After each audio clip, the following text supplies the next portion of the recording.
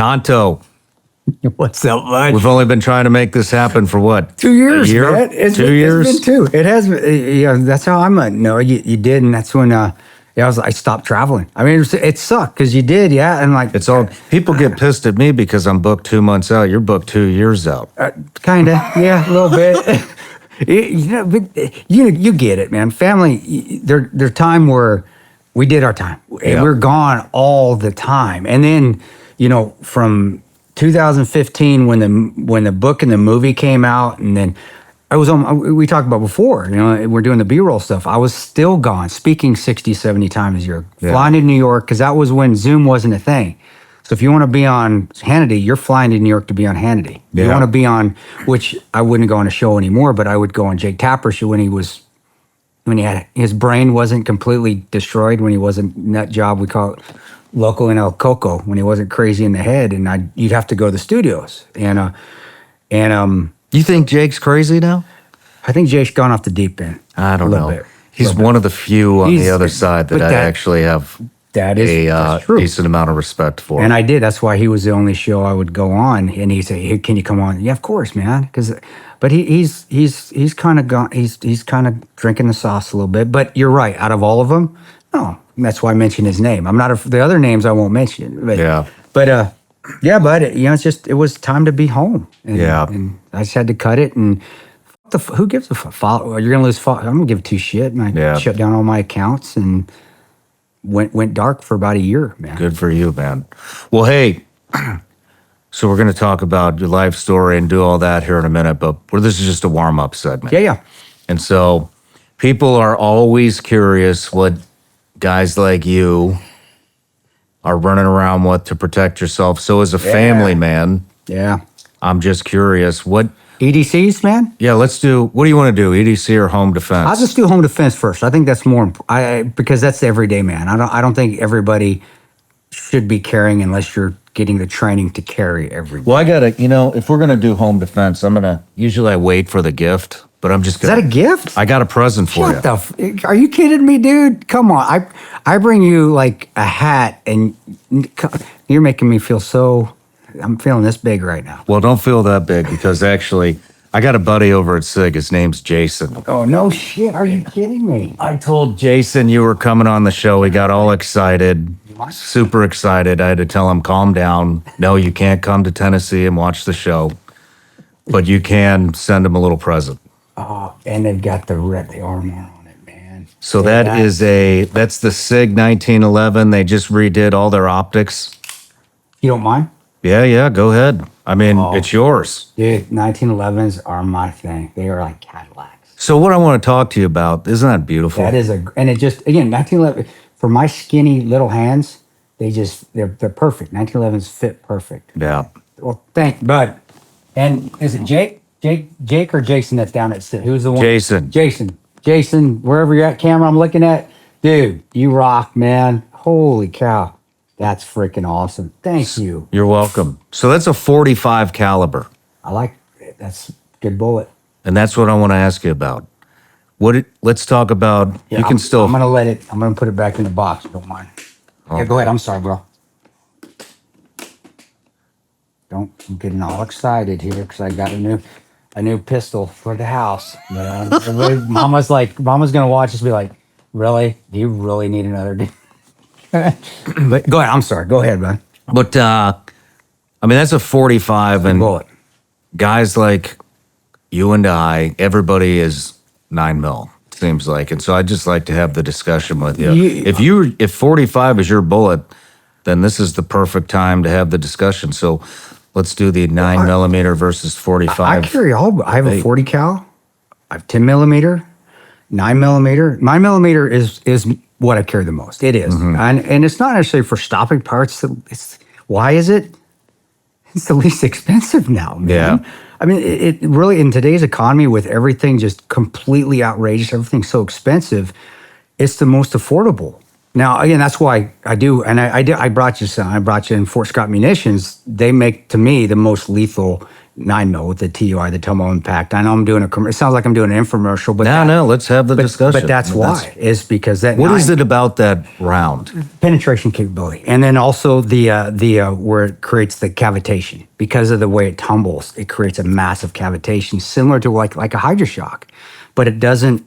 You know, hydroshock will stop. You know, when we were GRS, we used to load ball and hydroshock. Remember that? Yeah. Because we want to penetrate, then decimate. So you use the ball to penetrate the windows or whatever, and then you use the hydroshock to create those cavitations.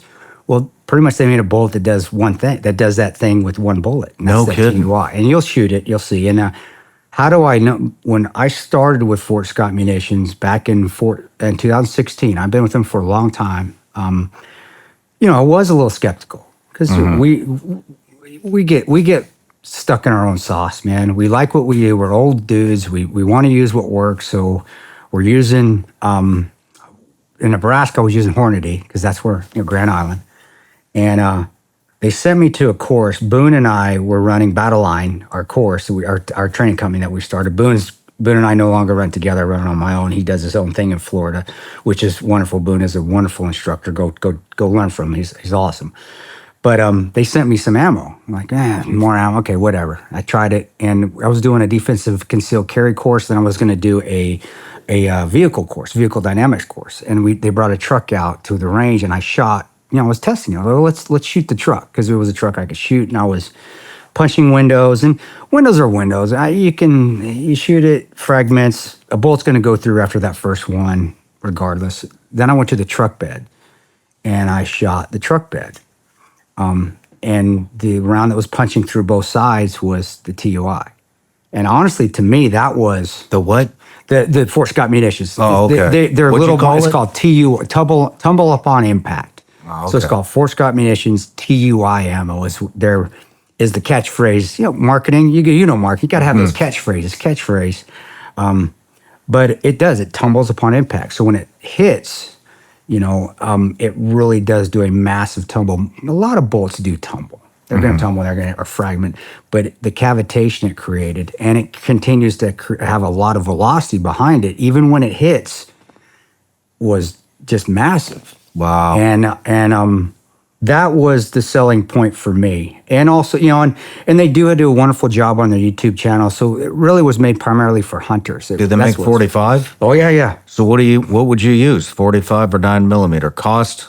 If cost is not an issue, Cost is not an issue. 45. Why? Why do you use 45? If it was, it's just because I'm a man with a small penis and I like something bigger in my gun, I guess. And man thing, I don't know. Yeah, I really wish I had a great answer for you. If I had the choice, but if it was like, well, we don't have 45, we have a 9. Okay, no, it's not. We're talking 45 here, 9 here.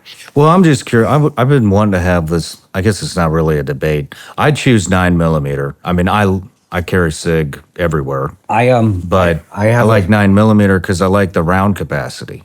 That's if you're looking for a double stack. That's one thing about 1911s, and I'm sure that's the same. It's a single stack. You're going to have 8 rounds. Where double stacks, you're going to have, and I love Glocks. Man, that's one of my everyday carries. It's a Glock 19. It's a great little gun. Yeah. I just like it, and it's a double stack. You're going to have 16, 17 rounds. If you have a 17 or extended mag, you're going to even have more. And you're right, the number of rounds you're going to carry. When it comes down to it, though, as far as an EDC, no, I wouldn't carry a 45 as an EDC. My little ass ain't going to be able to conceal that thing anywhere, and I wear shorts and T-shirts. But home defense. Home defense, I would. But so is that your new home defense? It probably will be. Nice. If it continues to run. I do it, and staccato can hate me if they want.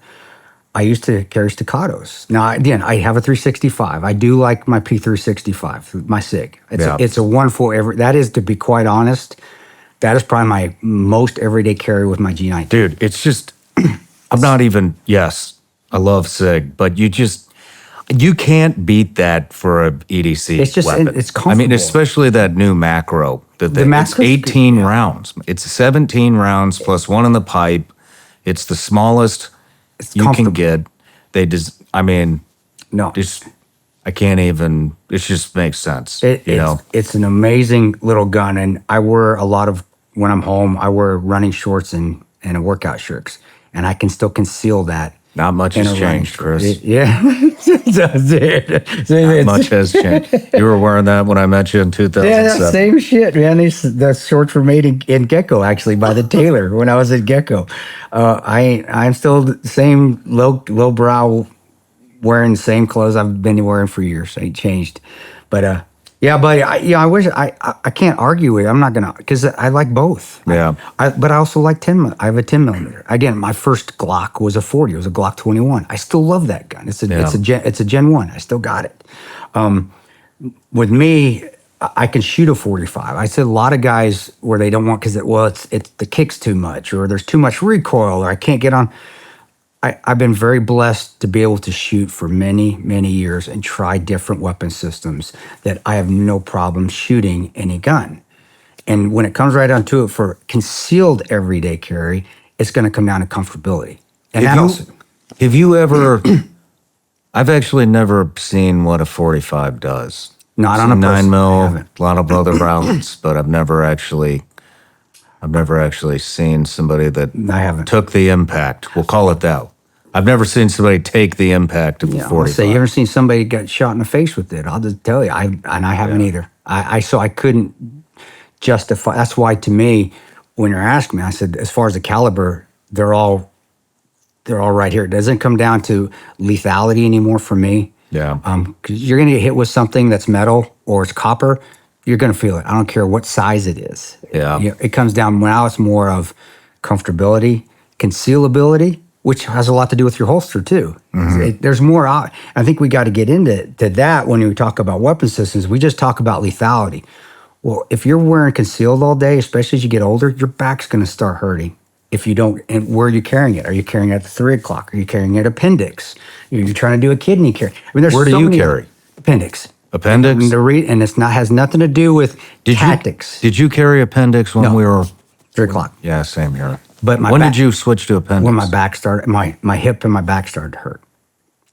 Carrying it on that side, and this is the hip I had replaced. No shit. It created, at the end of the day, I mean, I'm an old man now. You see me walking. Well, I was walking like that when I was probably 44 years old, and I was starting to feel the back issues. And when I moved it to the front, it lessened the strain on my lower back. So now it comes down, and again, I had to learn, but it wasn't much different than your clear cover. And all the tactical guys out there, we talk about the lethality of the round. No, there's so many other factors throughout your day. If you're getting caught up where your brain is telling you this hurts, and then the guy pulls a gun on you, or then that person you need to be paying attention to walks out the door because, you know Murphy is, that's going to affect it as well. And your lethality is not going to mean shit because your body and your mind's paying attention to this pain in your lower back. So there's so many other, and when I teach courses, I go through that. Like, guys, gun looks cool, great, got to be accurate, let's shoot it. If you love your caliber, that's fine if you can manage it. But let's think about other things. Yeah. Where is it going to be comfortable? Where are you not going to profile? Where are you not going to imprint?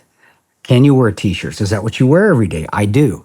If I wore button-down shirts, maybe I'd wear something different. But I have to get a holster. I have to get things that sit low. And I've got long legs and a short little torso. And I'm still relatively thin. So I imprint like a son of a bitch. Yeah. Especially when I sit. And so you have to look at all those other factors. And then if you are, can I get to it when I'm sitting, other positions? So when it comes down to it, brother, 45, hell yeah, I got a canister waiting to get used.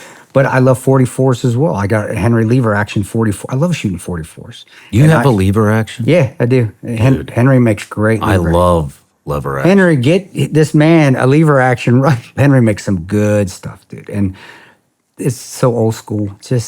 You feel like Clint Eastwood, man. Yeah, they're one of the only companies that's still making old school firearms that's made in the U.S. I got a Winchester, but I had to go. I wanted to old before they were made in Japan, Winchester. But dude, I love revolvers and lever actions now. It's like I think it's as we get older, we get nostalgic, man, and we remember the movies that we used to watch growing up. Yeah, and we remember the good, the bad, and the ugly, and you remember the old spaghetti westerns. And when that's what it reminds me of.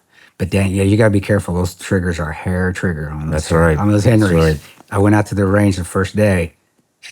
And I ain't gonna lie, hit me if you want, guys. Tanto suck. I don't give two shits, dude. You can say whatever you want.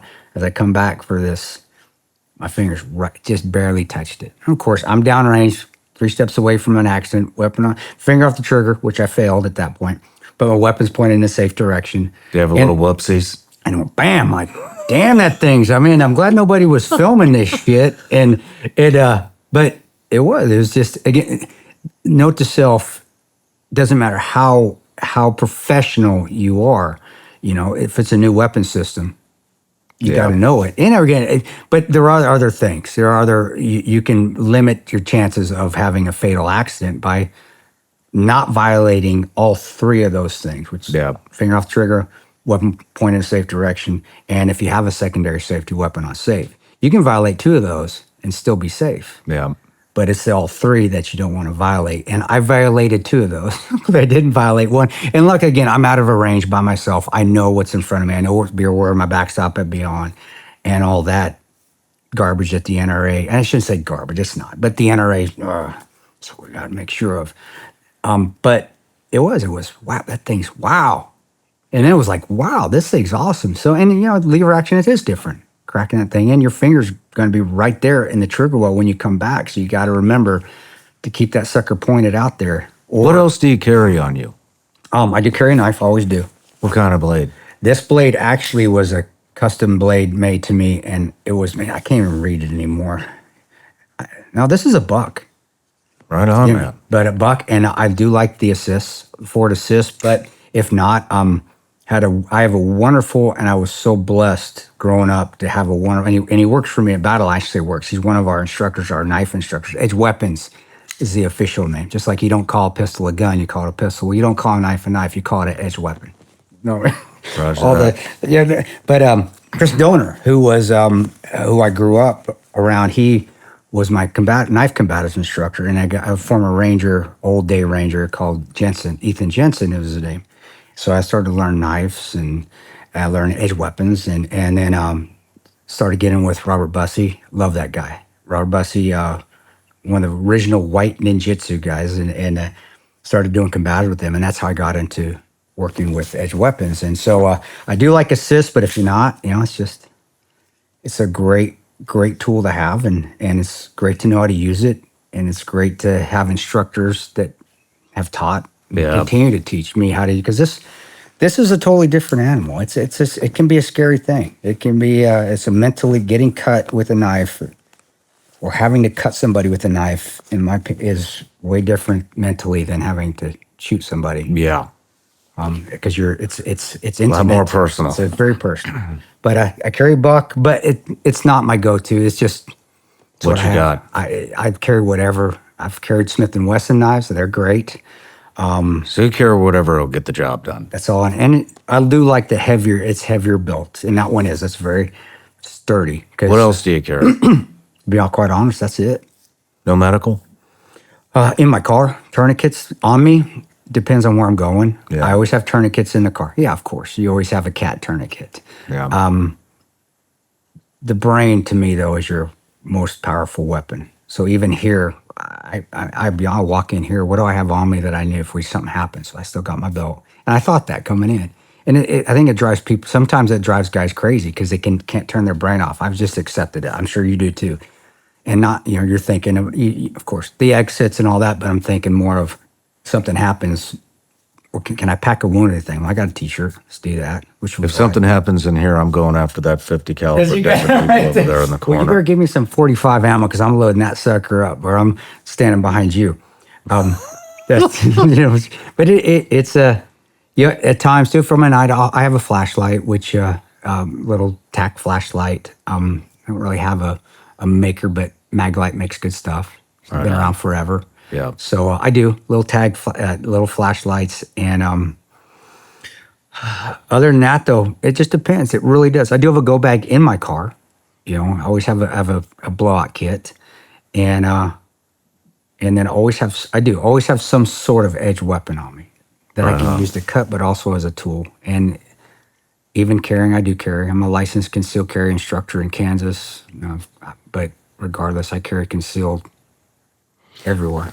Well, Except in your shop. I'll be honest, because I didn't think, I'm like, man, I know he's got guns here. So I'm there you go. You got one. That's- You got a brand new one from That's Sig right there. But well, Chris, I appreciate you. That was a good little warm up. Yeah. So let's get into the interview. Definitely. No matter where you're watching Shawn Ryan Show from, if you get anything out of this, please like, comment, subscribe, and most importantly, share this everywhere you possibly can. And if you're feeling extra generous, please leave us a review on Apple and Spotify podcasts.